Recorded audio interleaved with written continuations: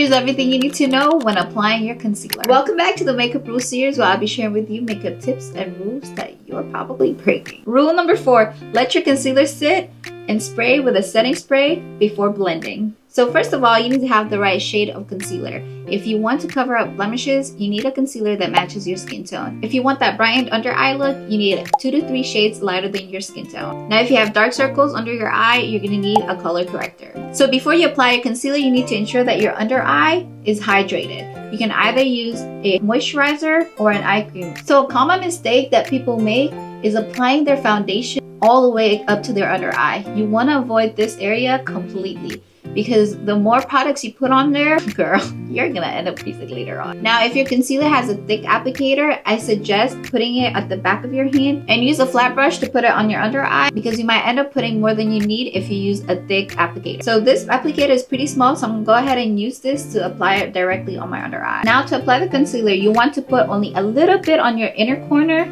and at the outer corner of your eye. That is all you need there.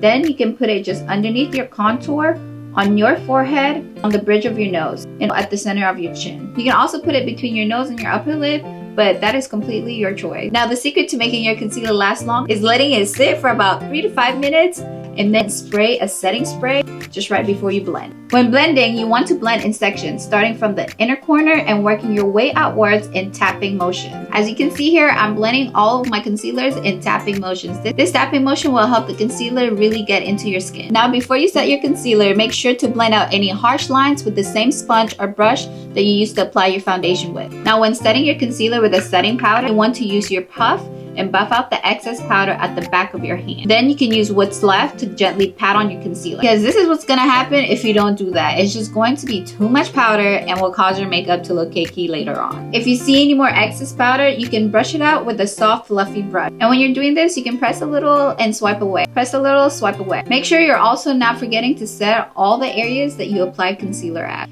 So with all that said, I hope you learned a little bit more about applying your concealer, and I'll see you for rule number 5. Woo!